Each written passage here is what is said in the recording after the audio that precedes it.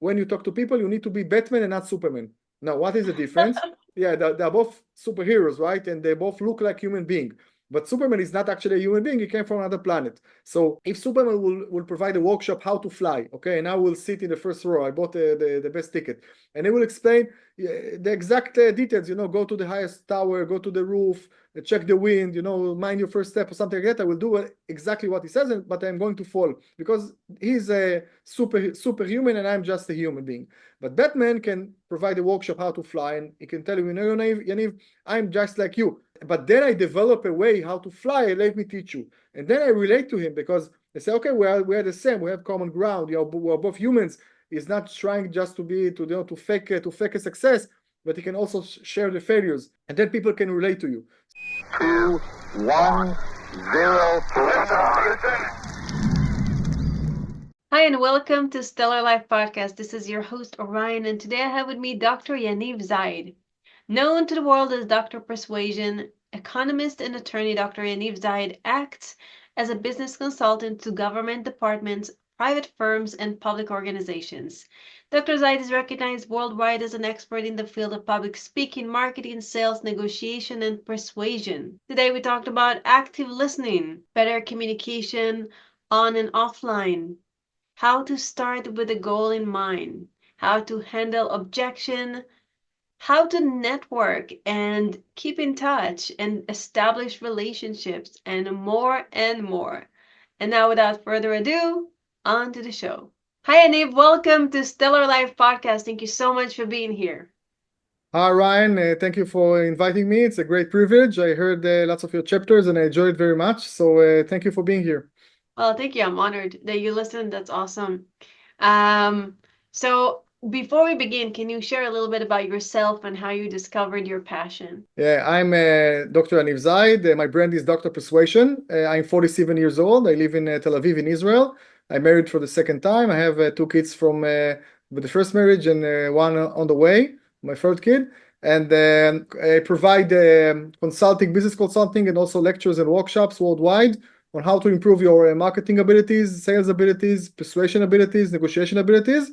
And I learned my passion when I was a student. I studied law and economy in University of Haifa, where I was born. It's a city north of Israel. And then I joined the debate society. Debate is when you have some subject and you have 2 sides arguing about it in front of professional judges or audience. And I competed in many competitions worldwide, and I had many achievements. And then I realized that there is a really big gap between what they teach you in school or the things you need to know and what you actually need to know in your life. For example, communication skills is something that's very important, but nobody teaches you that, because I studied, for example, law and economy. And when I studied law, they taught me everything about law. They taught me public law and criminal law and agreements, etc. And they taught me everything except 3 things. 1 is how to talk in front of judges. 2 is how to market myself, and 3 is how to write legal documents. And then you go out to the field as a lawyer, and what you need to do, 3 things. You need to write, you need to persuade judges, and you need to market yourself. So nobody taught me this. So I realized there is a really big gap. And when I realized that most people, they don't know how to communicate well, and the debate system, almost no one knows about it, I decided this will be my mission for life, to narrowing the gap between what you need to know in life regarding communication skills and public speaking and sales and marketing, and what let's say the formal education system actually teaches you. So what do we need to know as far as communication goes? What's missing? Well, what's missing? First of all, you need to know how to listen, to listen to other people, because most people, they know how to talk about what interests them and their comfort zone and what the subject they would like to talk about, but they don't know how to adjust those messages to the other side, and they don't know how to listen, active listening, and to know how to identify who is in front of you and adapt your message accordingly. You need to have this is one thing. For example, another thing is you need to know how to communicate better with people. I will say, even in the digital era, maybe it's more important in the digital era, when people tend to hide behind the computers, behind emails, behind WhatsApp. You need to know how to communicate with people online and offline, and how to deliver your message better. and you need to know what are your purposes. For example, if I provide a presentation or a speech, I need to know what am I aiming for. Okay, if I were very good, what do I want the audience to do professionally and market wise? Okay, what do I want it to do after my lecture, or what do I would like to sell them? If we're talking about business after my presentation, what is the next step? So most people, when they come to presentations, when they come to sales meeting, to marketing meetings, they didn't define their targets before. They don't know what are their objectives. They don't know how to handle objections, questions. They didn't prepare themselves properly, and they don't know how to establish a long-term relationship with their clients, with their vendors, with their colleagues. Wow, that's a lot. A lot you said in a very short while, so I want to dive deep into each one of them. Active listening. What's active listening looks like? Active listening is that I need to I ask you questions and you answer, and sometimes you don't give me direct answers right away. I need to take the information out of you, and what I would like to know is what are your let's say hidden interests. What do you really want? Not just what you tell me in the first sentence. But what do you really want? Or for example, if I sell to a client, I would like to know what the client really cares about, not just my product, because my product or my service is the solution. I need to identify the problems of the client. I need to identify the needs of the client. I am the answer to the needs. I am the solution to the problems, but I need to identify, and only then I can, I can sell better. So active listening is if a client calls, for example, or if I'm in a meeting, you say, okay, Yaniv, what do you have to offer to us? I'm not just starting talking about myself. I would like to ask them, okay, what is important for you? What are your goals? What do you want to do? And then if they will tell me, I can say, first of all, am I right for them? Second of all, I know how to sell it to them, because I don't need to talk about all the technical aspects of the product or service. I can talk only about the messages that are relevant for them. And then the conversation is easier and it's shorter.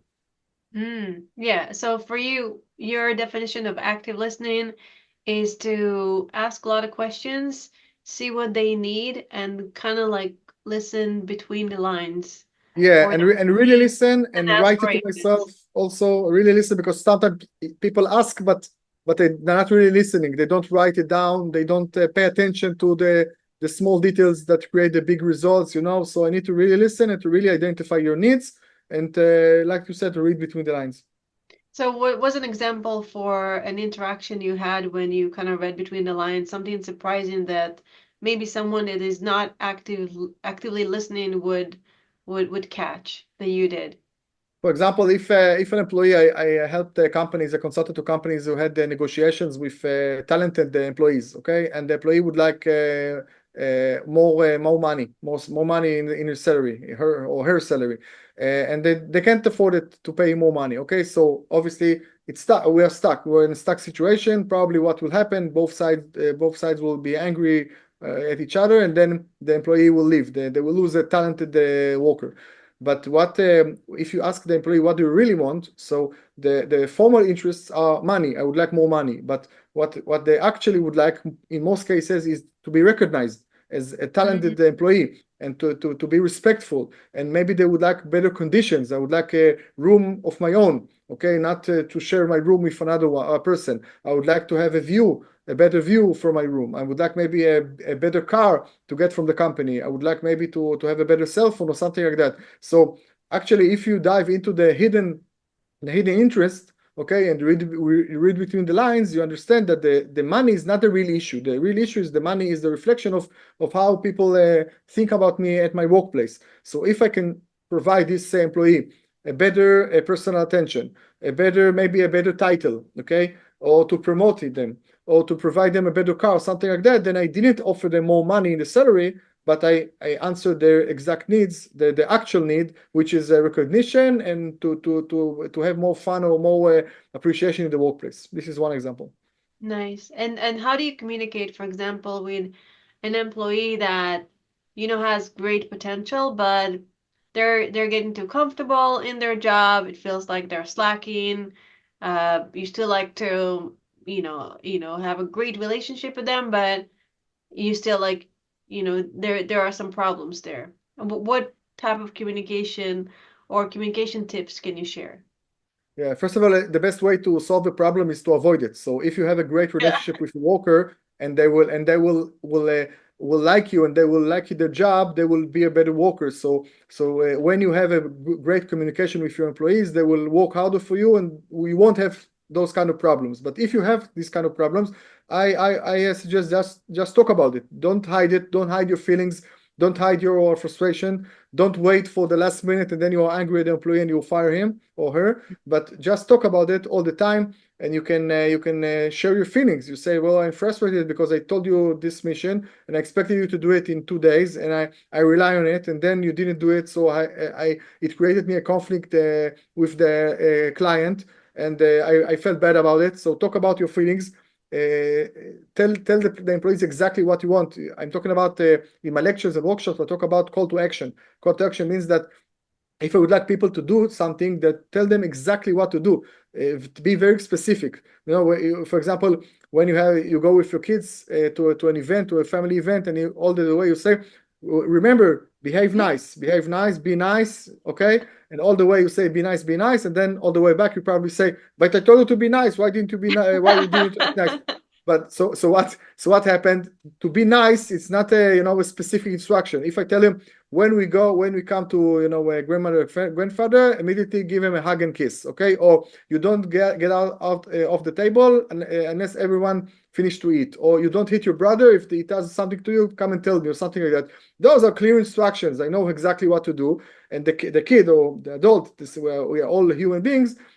I know exactly what to do. So provide specific instructions, and then the workers will know exactly what you expect them to do, and they will know if they did it or if they didn't do it. Is there a certain way or kind of like a formula on how to give clear instructions? Yeah, it's be specific as possible. There is a research decades ago in the United States how to get people to get vaccinated. Okay, so they took a group of students, and they showed them a presentation why they need to get a specific vaccination against something that they are in the target group and in the risk group. And they told them you need to take it half an hour presentation. It was very persuasive. You need to take the vaccination, and then the call to action at the end of the presentation was go and get vaccinated. Okay, and there were 100 students. The researchers checked 1 month later, and only 3 out of 100, only 3% conversion rate, they actually got vaccinated. So the researchers said to themselves, how? But the presentation was so effective. What happened? What happened is life happened, and the students got out of the lecture, and they said, okay, I need to get vaccinated. I have a test 2 days from now, so I just do the test and then I will get vaccinated, and then you missed all the momentum. So what they did next month, they took another 100 students, they gave them the exact presentation, half an hour, and at the end they told them go and get vaccinated. But this time they gave them a map of the campus, and they gave them an X. They press X where the clinic is located, and they wrote them the number they need to call to the clinic, and they told them which hours the clinic is open. And then they checked after 1 month, they find out that 33 out of 100, 11 times more than the last time, actually took the vaccine. Why? Because you told them exactly what to do and you helped them do it. So if you need employees to do something you would like, then provide the specific instructions. It also applies to your kids, to your spouses, to your colleagues, everything. So be very specific and help people help you. That's great. What are some examples of better communication online? Better way to write it? Online. I always suggest you will use warm words and positive thinking. For example, if let's say you were in a job interview and you didn't get hired, okay? So I can write to you, hi Orion, unfortunately you didn't get the job. Best of luck, the department of HR, okay? And I can also write to you, hi Orion, I was very happy to meet you. It was a pleasure to interview you. Especially, I was very impressed from the fact that you are, and then I write something personal that it's not a bot or chat that wrote it, but actually a person who talked to you. Unfortunately, at this moment, we can't afford a job for you, and we save for ourselves the right to call you in the future if we need. best of luck, Yaniv, the head of the HR department, something like that. So actually the result was no at both messages, right? I wrote you an email, but the second message, you are a great ambassador for me. You will talk about the company. The second message, I'll save myself the right to call you again, because if you were upset and I call you 1 month or 2 months from now, hi, do you still need a job? Then you won't come because you had bad experience with me. So when I write warm words or positive words, and I write some information, some specific information, then you realize, then you appreciate the personal attention, then you will be ambassador for me. Maybe I don't want you for my company, but I want your friends or your colleagues. Then you can come back to the college, for example, and you say to your friend, I was interviewing. I had an interview in name of a company, and they were great. They were great people. I enjoyed very much. So other people who are relevant for me, they will come to get interviewed. Okay, so I strongly suggest. Sometimes people are very correct. They just use very formal messages, formal mails, so I say all the time, say be specific, be authentic, be positive, be warm, and people will react to it. My husband and I used to go to tons of conferences, and maybe 2 a month. And I was always dreading the part where you go into the, just to meet a lot of strangers and you have to talk to them. And I just felt so artificial, and other people felt artificial too. I always like to just like find the 1 or 2 people that I connect with and just stay with them in my comfort zone. So Yeah. what are your tips to First of all, when you come to the event and you would like to network, network meaning you need to create a bigger net of personal and professional and business connections, right? So when you come to an event, don't just talk to the person next to you or to the person you came with. This is what most people do. But if you would like to meet new friends or meet new colleagues or meet new customers, first of all, come early to the event and leave late. Because most people, they come for a very short time, but most of the business transactions or the great communication transactions are at the beginning of the event, at the end of the event, where there are less people and you have more time and more attention to talk to other people. So spend the time. Don't just go to the event. Come to let's say walk and network. Okay. Second of all, think what you're going to say about yourself. Build the elevator pitch or elevator speech. Let's say if people ask you what do you do, then you need to have a 30, 40, 50 seconds presentation or small speech. What do you do? And the target of the speech is not to tell all the things you can say about yourself, but to create interest in the other side. And then they will ask you, okay, what do you mean by this and this and this? And then there is a conversation.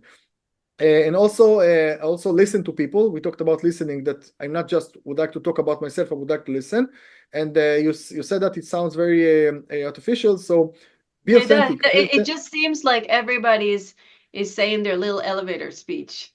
And for me, I find it a little boring, honestly. I'm like, oh my God, yet another elevator speech. And a lot of time in networking, they're actually, I feel like the most successful people are the people that are less pushy and less give you their elevator speech, and they more focus on you. But then sometimes you feel this like sharky energy of like, hey, this is what I am. I practiced this little elevator speech for 30 days in front of the mirror, and look at me now. Yeah, so I think there is a balance. I agree with you. There is a balance between talking about myself and listening to the other party. And we talked about emotions. We talked about sharing the emotions and listening to other people. But also find a common ground. For example, if we can talk about our kids, we can talk about the reason why we came to the event. We can talk about, if you're both business owners, let's talk about our business, our struggling, and be authentic. In my eyes, it means that you can also talk about failures, not about the success. When you just talk about success and you like you said, you sharpen your elevator speech and you sound like Superman, then people won't relate to you because you're not authentic. Okay. And today we are recording this in 2024, 2035. So people have I call it the fake radar or bullshit radar. If you just try to talk about success, they won't believe in you. But they don't believe you, they don't relate to you. But if you talk also about your struggling, about your feelings, then people can relate. And I also always say my clients, when you talk to people, you need to be Batman and not Superman. Now, what is the difference? Batman and Superman, they're both superheroes, right? And they both look like human beings. But Superman is not actually a human being. He came from another planet. So if Superman will provide a workshop how to fly, okay, and I will sit in the first row. I bought the best ticket, and they will explain the exact details. Go to the highest tower, go to the roof, check the wind. Mind your first step or something like that. I will do exactly what he says, but I'm going to fall because he's a superhuman and I'm just a human being. But Batman can provide a workshop how to fly, and he can tell you, Yaniv, I'm just like you. I even had worse life because the Joker killed my parents when I was young, and he fell into a cave, and I was afraid of bats and afraid of darkness. But then I develop a way how to fly. Let me teach you, and then I relate to him because they say, okay, we are the same. We have common ground. We're both humans. He's not trying just to fake a success, but he can also share the failures. So. And then people can relate to you. So my suggestion, first of all, if you come to network or you come to meet new people, yes, invest the time, invest the energy, come early and leave late, listen to people, focus on people, talk to people, to new people, not just the ones you came with, but when you talk to people, be authentic, be the best version of yourself, talk about yourself. By the way, I teach how to make an elevator pitch very funny and very interesting. It's not like it's not supposed to do like just technical facts one after another, what most people do, but you can tell a story that will be very creative. I teach how to do it. But after you provide your elevator pitch, then start, let's say, communicating with the other side and really listen, and then you can find a common ground. Great. So you went to the event, you communicated greatly with lots of people. How do you build the relationship? How do you maintain the relationship? I feel like some people have a lot of talent and they are connectors and they remember people, like my husband.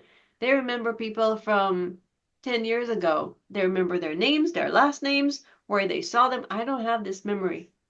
Okay, so I will teach you some tricks. Yeah. Okay. And they know how to maintain the relationships.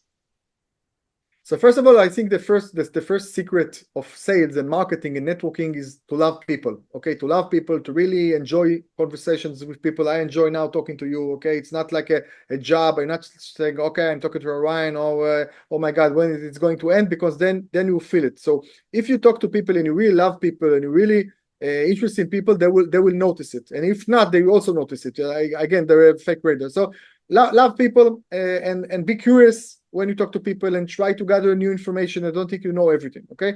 So this is the first step. Second step is I always ask, how can I help you? Okay, because if you come to networking, to events, and you just try to take things from people, how can I get more clients? How can you pay me the quickest way or something like that? Then people will notice it and you won't be able to establish a long-term relationship. But if you come to an event or you meet new people and you would like to give them something, to provide information, to provide value, to connect them with other people, relevant people, to share some tips with them or something like that, then at the beginning of the relationship is that you provide something to them or you gave something to them, so immediately they would like to give you something back. So I ask yourself, what can you give to the other side? How can you help the other side? And also ask it, okay?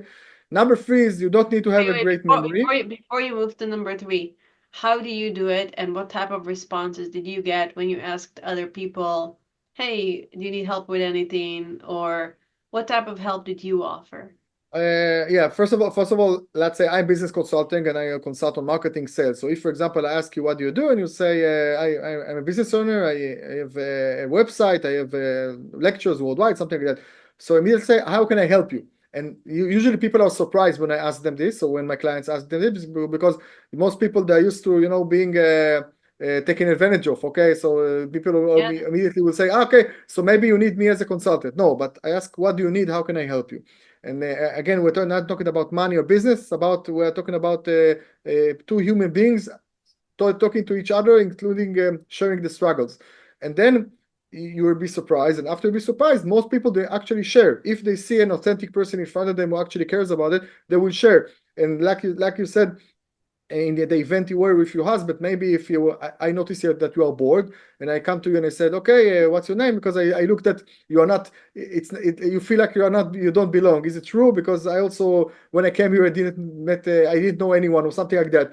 And so how can I help you? Would like me to help you meeting new people or something like that? What do you feel? And then you start sharing, because you say, okay, finally someone is actually seeing me, not just talking to me and sharing their elevator pitch. Okay.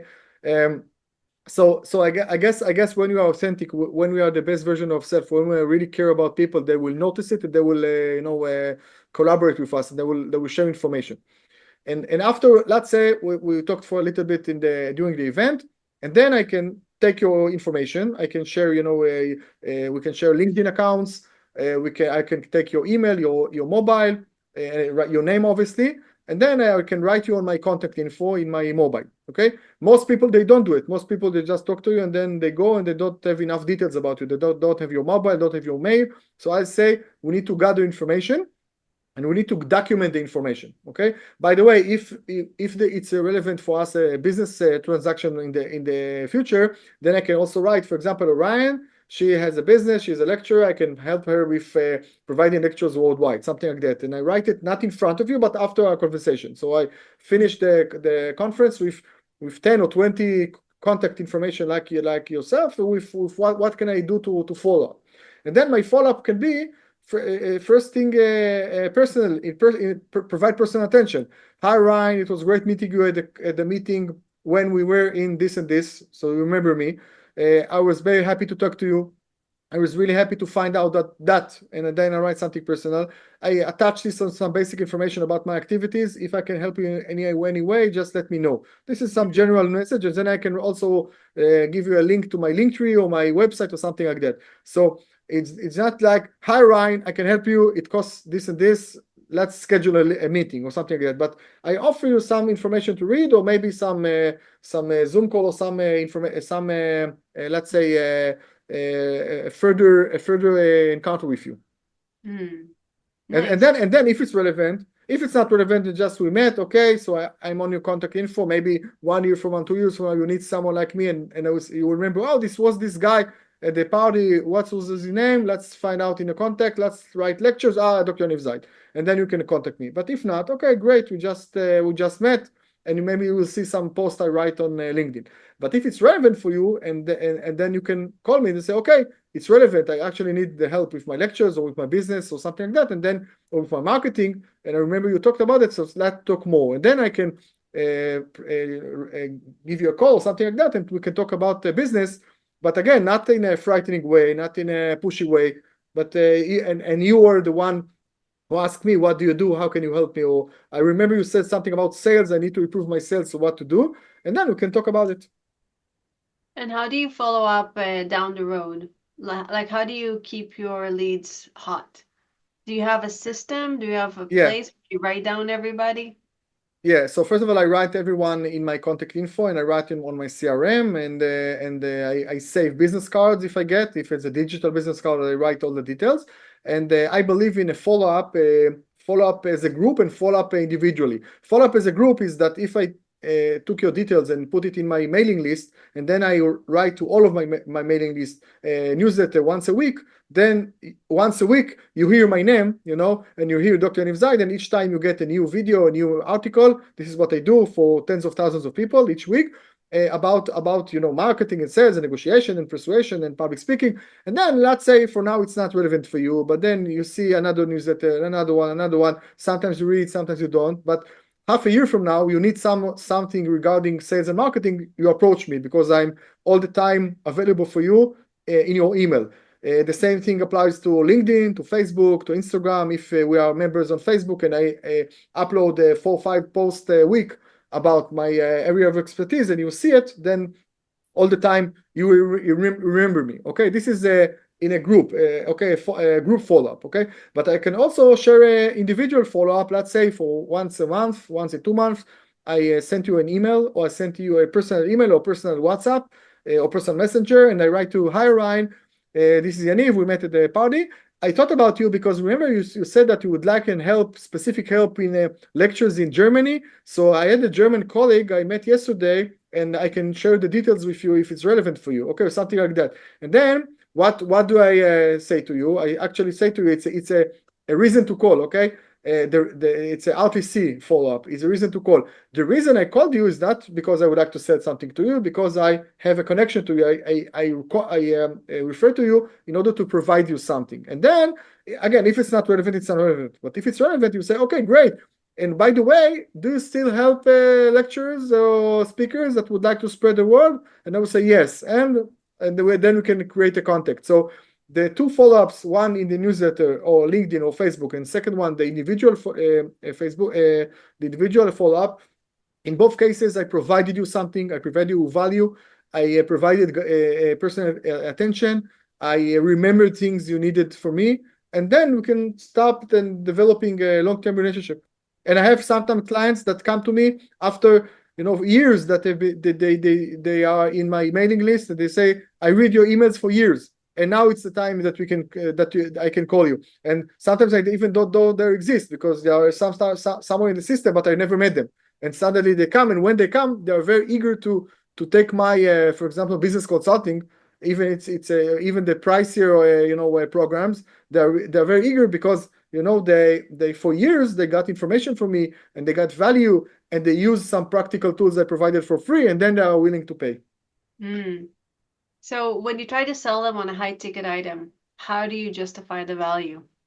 What are the secrets to selling a high ticket item? The secret is to sell the problem before the solution, because again, what you buy as a client, you don't buy the solution, you buy your problems. If I take if I take a regular bouquet of flowers and I call it a regular bouquet of flowers, I can charge $100. But if I call it a bridal bouquet, flowers for the wedding, then I can charge $300 to $500. Each product for wedding is cost usually 3 to 5 times more than the actual cost. So why? And people are paying it, and they pay happily to pay it. So why? Because I'm not buying actually flowers. When I buy the bridal bouquet, the flowers for the wedding, I'm not actually buying flowers. I am buying the one in a lifetime experience, the feeling, the pictures that I will look great as a bride. You look great as a bride, and then 10 years from now, we will sit with your groom, with your kids, and they will look at the photo albums. They will say how you look, how beautiful mommy was. And 40 years from now, you will sit with your grandkids and say how look, how beautiful grandmother was. And you would like to feel, the $1 million feeling of a queen for a day.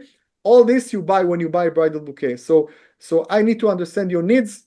And if I said your exact needs, then I can sell you my product as a solution to the problem, or as an answer to the needs, or as a cure to your pain. And the bigger the problem, the more I can charge you, or the more likely I can sell it to you. And what if somebody says it's too much? That means you just didn't show the value as well? Yeah, so in my workshops and my books, I always teach how to handle objections. So one of the most common objections is it's too pricey for me. So if someone says it's too pricey for him or for her, then I can also, first of all, if I gather the information and I document the information, I can use the information. I can say, Orion, but you actually said that it's very important for you because 1 and 2 are free. So how much are you willing to pay to solve these problems? Okay. In my eyes, it's priceless, but I'm offering you this and this and this. So I can focus on your problems. This is one. Second of all, I can focus on on the results that you will gain, because sometimes people see they look on the short term, but I'm looking on the long term. So for example, you come to my workshop to learn how to increase your sales and marketing ability. So I say, okay, but when you have those tools, you can close more deals. Now, you told me that one deal for you is $1,000. So think about if you close, let's say, 3 deals, then you already, gave yourself back the cost of the workshop, for example. Okay. So I can show you how you will invest money in me, but the money will come back to you. Okay. Or you will get results. Or what does it mean that you are struggling with your business, for example? That means that maybe you have fights with your husbands. Maybe you are not happy. Maybe you are considering doing something else that you are not satisfied with. So I will help your business, but I will also help your happiness and the quality of your life. So it's not just about the business, or just not about the formal results. So I can also share this information if I know you a little bit and I understood what your needs are. But again, I can do all this, and eventually some of them will buy, they will be convinced to buy. Some of them will say, it's still too pricey for me. And so I can say, okay, no problem. When it will be relevant, great, I will be happy I'm here to assist you. And in the meantime, you can enjoy my free gift, my free content on LinkedIn, on newsletter, on the mailing list, on Facebook. And if you need something, just call me. And then I have many clients like this that they for years they didn't pay me, or they pay me just for for my books, of my let's say seminars, let's say not too pricey seminars. But then when mature enough, and when the problem is strong enough, they come and they buy the expensive products. Yeah, so you just put yourself out there, you keep sending good vibes and good things and good communication. You play the long game and things just come back at you. You just have to be patient. Yeah, we're talking about long-term relationship. I think you and I will both play the long game, the long-term relationship, and also provide free contact like we do now, and also good vibes, because we talked about our mission in the beginning of the conversation. So let's end with the mission, because it's if my mission is to help businesses or business owners, and to help authors, and to help lecturers and speakers, and to help companies that I admire their values. Not if company I don't like the values of their products, I won't help them grow the business. But if companies I think they bring good to the world, and I will help them, if it's my mission, then I will be a nicer guy. I will be a more curious guy when I talk to people. Then I love my clients. Then I will be more eager to help them. So it all, we start with the being, and then we do the doing. The doing is what to say when people say something to you, or how to build your elevator pitch, or what to say to objection, it's too pricey for me. This is the doing, but you need to have the being, to be mentally strong, to have a great mission, to know your why. And this is something that we're talking about. Your audience loves personal development. So there are lots of personal development also in sales and marketing and networking, because it's all connected. The personal and the professional is connected. I agree. And before we say goodbye for now, 2 questions. One is, what are your 3 top tips to living a stellar life? And number 2, where can people find you, learn more about you, connect with you, buy your book? My 3 tips, first of all, is love your audience, and love your surrounding, and love your clients. Okay, for lectures, I always say love your audience, they will love you back. For salesperson, I say love your customer, they will love you back. Second thing is always be positive, and use positive words online when you talk to people and when you write to people, because you can say the same message, let's say in a correct way, in a positive and warm way. And 3 is listen to people, really see people. Again, it's also relevant for spouses and our kids, but we're talking about colleagues and vendors and clients. But really listen to people. And if you listen to people, first of all, you will be one of the few people on earth listen to them, but they will remember you, they will admire you, they will help you. And the universe will take action, because if you are nice to people, the universe will be nice to you. If you listen to people, they will also would like to help you. If you sound different to your other competitors, then people will come to you, not to them, no matter how much you charge. So just love people, be nice, listen to people, be focused on your why. I think this is the way to live a great life, personally and professionally. And if you loved what I said, then you can join my website. It's drpersuasion.com. It's drpersuasion.com. You can find there many articles and many videos, how to increase your sales, how to develop your business to success, how to build a brand and professional authority, how to increase or develop your sales capabilities and marketing capabilities, how to build lectures. And also you can find me on all the social media. If you write Yaniv Zaid, like my name here, it's YANIV ZAID, on Facebook, LinkedIn, Twitter, YouTube, Instagram, Telegram, TikTok, whatever. Write Yaniv Zaid. And you also can write me an email, and I promise to answer any question you may have. Yaniv@yanivzaid.com, YANIV@yanivzaid.com. Write an email or what we discussed, and I will be happy to answer you. Dr. Yaniv Zaid, thank you so much. It was a pleasure. Thank you, Ryan. It was a great privilege for me as well, and we'll keep in touch. Yes, and thank you, listeners. Remember to love your audience, because they will love you back. Always be positive and use positive language. Listen to people, enjoy the reciprocity, and have a stellar life. This is Orion. Till next time.